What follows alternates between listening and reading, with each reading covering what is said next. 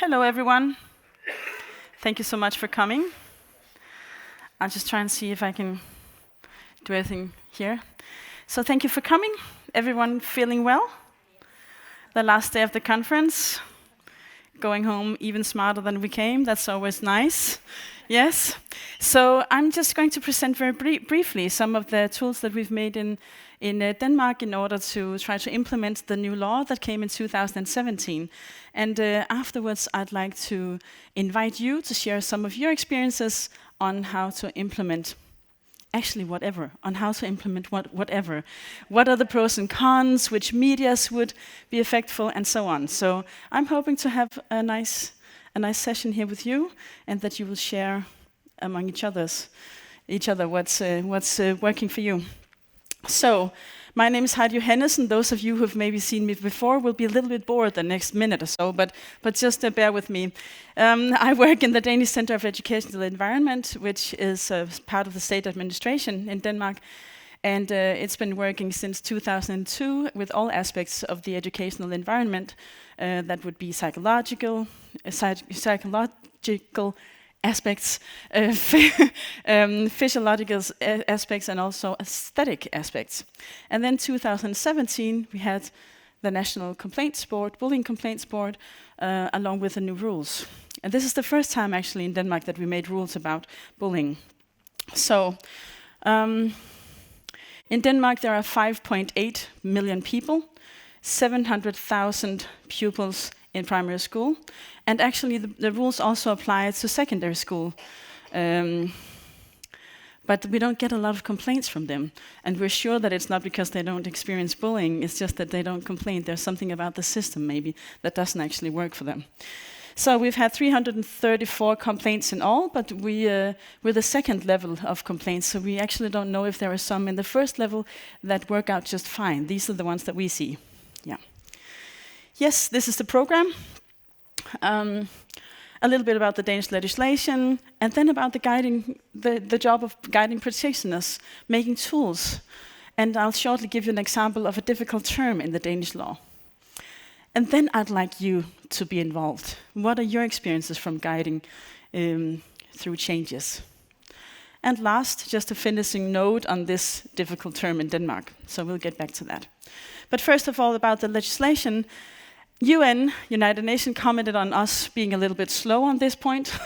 Our Nordic sister countries, Norwegians and Swedish, had already been regulating about bullying for many years, and we were a little bit slow on that one.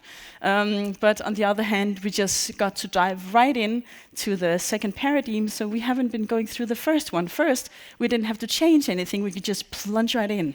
So that may have made a difference, we don't know. Yes, so this was in 2017, and we've been using the experiences from our Nordic countries to try and make a system that would hopefully work.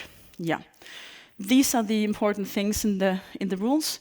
Bullying is seen as a social phenomenon, paradigm 2, and an early reaction and systematic approach are important as well. This is rules giving school-specific duties regarding bullying, and also giving students and parents the right to complain. Yeah. So, this is the law. I'm going to show you a little bit about the law, just in brief terms. Anti-bullying strategy, this is Danish, you're not supposed to be able to read that. So anti-bullying strategy is of course the policy that the school must make.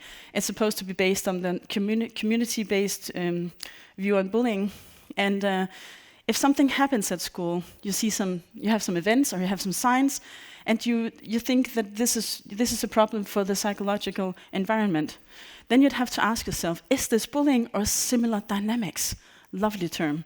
Is this bullying or similar dynamics? This is the legislative attempt to maybe already see some of the early signs, to actually react before it's bullying. I'll get back to that. So if the answer is yes, it is bullying, you would have to make an action plan, but it has to be made upon a thorough investigation, exploration. You have to really try and figure out what's going on in the group. What are the mechanisms? What's going on there?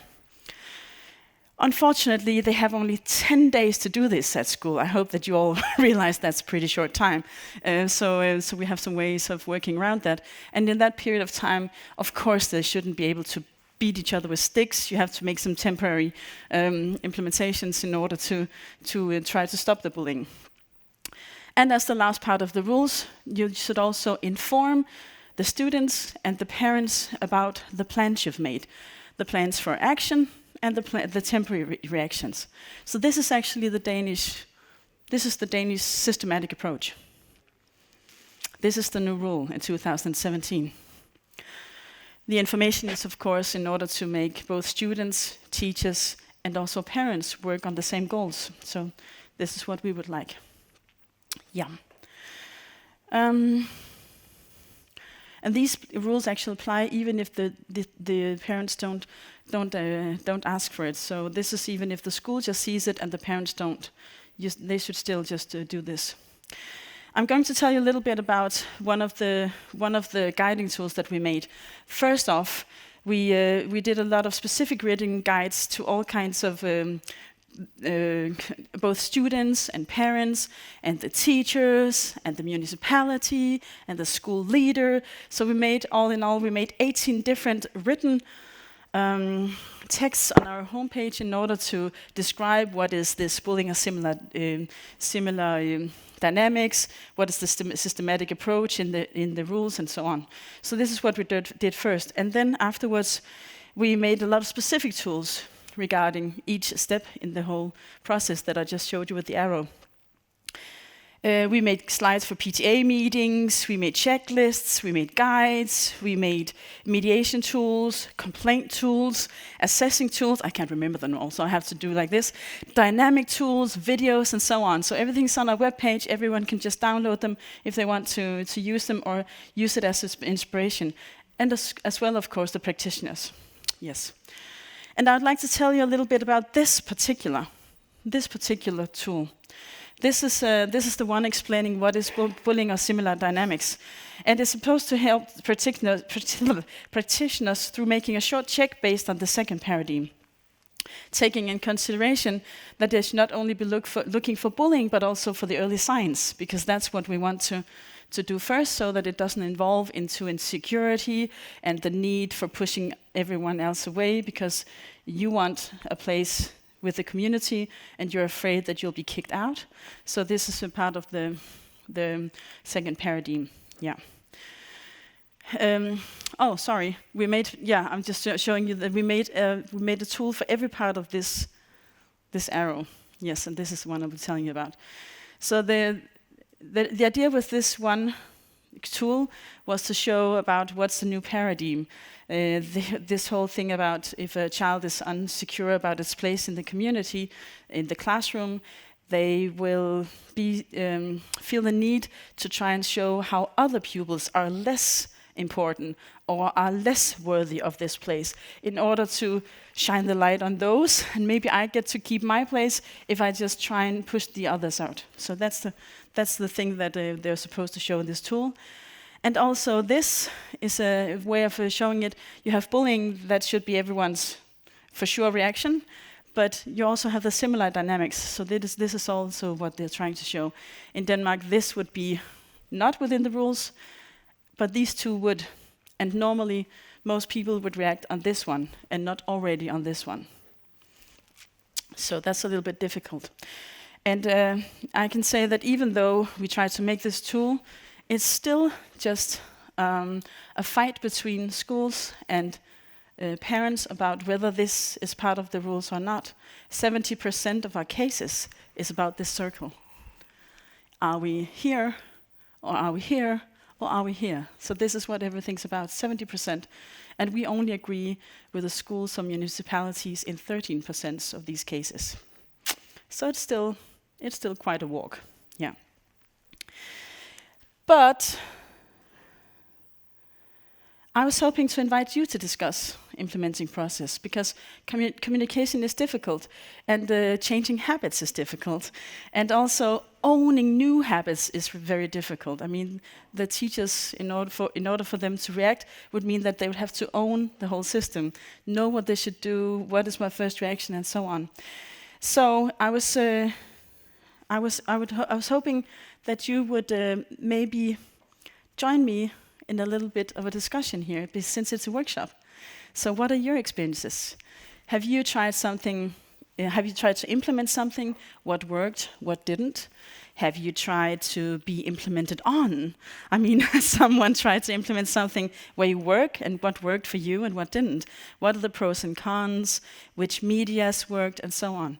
So if you could just talk together, I don't know, 2, 3, 4, how it fits between you, and discuss this whole implementing issue. And then afterwards, I hope that maybe someone will help me to give around the mic, or maybe someone's here. Yeah, I have someone down back there. And we'll just get some of your opinions. So let's just say, I don't know, 7 minutes, I think. Okay. So we started off a little bit slowly on this workshop, so we'll just have to talk our way through some of your great inputs. I'm hoping that some of you would share what have you discussed. What are the great ways of implementing? Is there someone who would share? Yes, I know it's late. Thank you so much. Okay. We were discussing that it seems that it's a brave attempt in the first place, Please. But at the same time, it seems that although you see bullying as a social phenomenon and you need to have a systematic approach, it's still from the perspective of the individual. With bullying in the center, and then some things around it, and then some more things around it, like general conflicts, suddenly don't count anymore. And that seems kind of inappropriate, especially when you look at the whole school approach, or when you look at the systematic approach. And I was remembering the presentation that Marie Sundergaard did in the first day, with this beautiful picture of all these interrelated things that with the out. Bubbles and the And it doesn't seem that kind of problem doesn't seem to be effectively addressed by this type of approach. Yeah. But maybe I'm confused, but I'm really... It's also a little bit dangerous, because I have like very few minutes to present, because the thing is that we have, it's a 2-part tool. It says these are the things to look for, and then we have, and how can you look for these things? So it's actually, we don't show them the circle in the tool. We just say to them, these are the things that you should look for. But thank you so much for your tip. I'll just write a few things down while you speak, so I can maybe be smarter too. Someone else would like to share?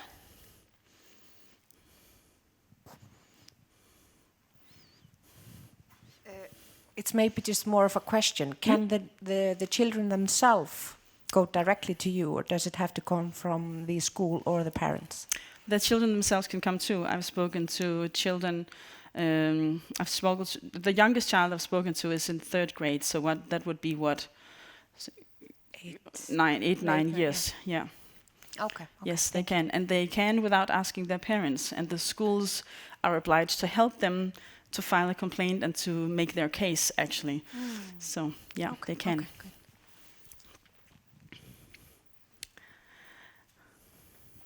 And then Selma afterwards, and then I think we'll have to be respectful about the time and stop. So please, share. I have 2 short questions. Yes. Is this also for higher education? It is for... I'm hoping to say this right, but when you finish primary schools and when you're in 10th grade, you go to the link between the primary school and the higher education. And for that link, this goes for that too, but for the higher education, no. So it stops, I don't know, around 20 years or something. Okay. For most people, yeah. And the second? Those tools, we can find them on your website. Are they also in English? No, but I've found on this conference that Google Translate is very merciful. Okay. so I can definitely recommend that. Do we have time for Selma as well? I can just raise my You know, I think it's because of the filming, actually, because I'm sure that I could shout loud enough too. We were just wondering about the model and the fact that you have so many cases related to kind of where in this circle the phenomena in schools are. So is there something about the legislation that kind of triggers different rights or sanctions if you are placed? Why is so much discussion and energy related to where to put the phenomena when if all is included? Yes, you ask about some of the same things here, that because it's actually the schools are supposed to act no matter what. The thing is just that when you cross this undefined line, then you have to react in this particular way. And I experienced some schools saying, "Oh, but I think it's a big task if we say that this is bullying or similar dynamics." We also still experience very many schools that are not aware that it is bullying and similar dynamics. They just stop at bullying and they say, "Oh, no, it's not the inner circle." So there are many things about that. But in my experience, it's not an advantage. It's not a resource advantage to just say no, because if you're a parent and you're scared for your child, you're really scared for your child at this point. You see them falling apart, you see them having trouble making friends, you see them not wanting to do some things anymore that they used to. At this point, you're very afraid. So if you, as my school, just say, "No, it's got nothing to do with anything that I should react on," then I would for sure, react. Maybe no longer to you, but to every possibility I have of complaining. Municipalities, politicians, and everything. So I think it's a little bit of knowledge and also a fear of taking too much time on these kind of projects. Some of the schools say we've already spent way more time on this family than we normally do on others. So yeah, I have to be respectful to the time and say many thanks. I hope you had some good talks in the groups. So thank you so much for coming. I hope you enjoyed the last part of this very important forum, and that we all go home enlightened and with energetic powers to work on this important subject. Thank you so much.